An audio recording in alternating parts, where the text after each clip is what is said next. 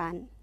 إذن هذه هي بداية حكم الدولة الأموية.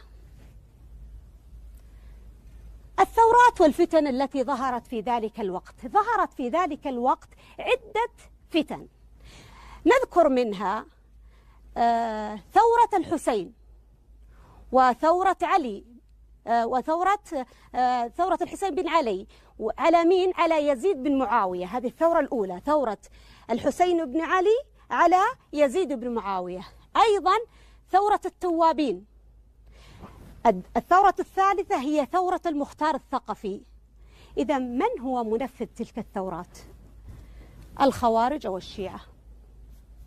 إذن أهم الثورات أطلب منكم تسجيلها لأنها في الكتاب مبعثرة وغير واضحة، ورقموها أرقام ليسهل عليكم بعد ذلك مذاكرتها والإجابة عليها إن أتت لكم في الاختبارات. إذن أهم الثورات ثورة الحسين بن علي على يزيد بن معاوية، هذه الثورة الأولى وكلنا نتذكرها. ثم ثورة التوابين، والثورة الثالثة ما هي؟ هي ثورة المختار الثقفي. من منفذ تلك الثورات؟ هم الخوارج أو الشيعة. ننتقل بعدها، من الذي كان له دور كبير في ماذا؟ في إخماد.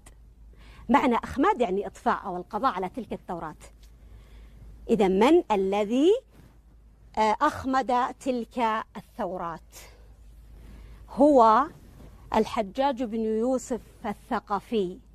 إذا ذلك الشخصية العظيمة الذي استطاع بقوته وقدرته على إخماد تلك الثورات. متى؟ كان في القرن الأول الهجري.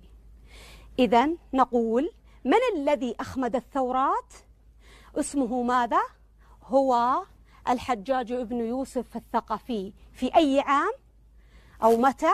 نقول في القرن الأول من الهجري.